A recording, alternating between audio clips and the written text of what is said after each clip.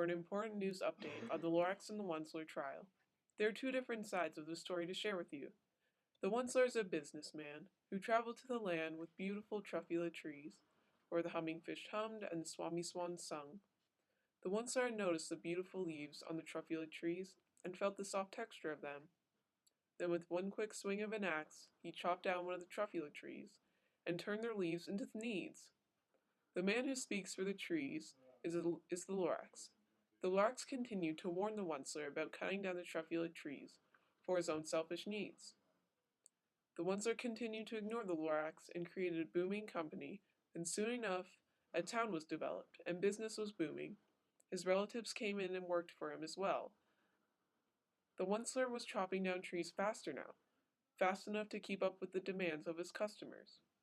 Soon enough, the productions caused harm to the environment, causing the animals that lived there to leave and destroying the species of the truffula trees.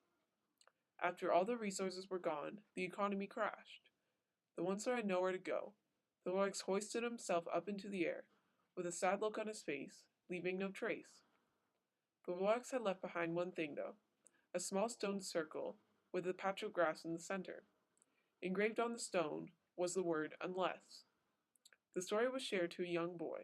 The man who told the story to him was the Onceler himself. Along with the story, the Onceler gave the boy another gift, the gift of change. The Onceler had given this young boy the very last truffula seed. We have our Channel 5's news reporter out at the courthouse now to find out who's guilty, the Onceler for destroying the environment, or the Lorax for destroying the economy and human progress. I am here inside the law house waiting for the trial to begin, Charles, and it seems like quite a commotion.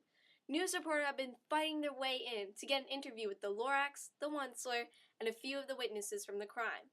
I was one of the lucky few to catch an interview with the Onceler, the Lorax, and some of the witnesses. The witnesses agreed to be interviewed as long as we changed their voice and video and hid their face, although the Onceler and Lorax would not agree to be recorded on video during this interview. Here are some previously filmed tapes on the story. How did it feel to be ignored? What was running through your head? It was awful. I just wanted to help the animals. It hurt me because I was willing to compromise. What was your first impression of the Onceler? My first impression was that he was a businessman, and he was putting his business before nature. I also don't think that he knew that his actions would have such a great impact. What was your first impression of the Lorax? I thought he was nutty. He broke into my factory 3 times. Why did you not slow down your production? Because I was making so much money and creating many job opportunities. So people without jobs were able to support their families and pay for their necessities. Were you surprised by how fast the company grew?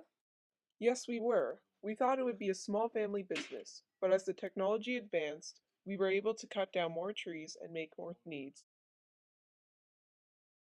Do you feel responsible for the destruction of the land?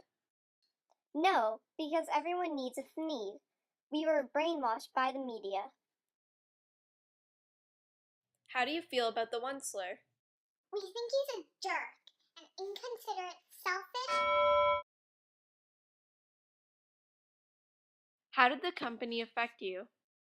It destroyed our homes, but we can't talk about it, or else we'll cry.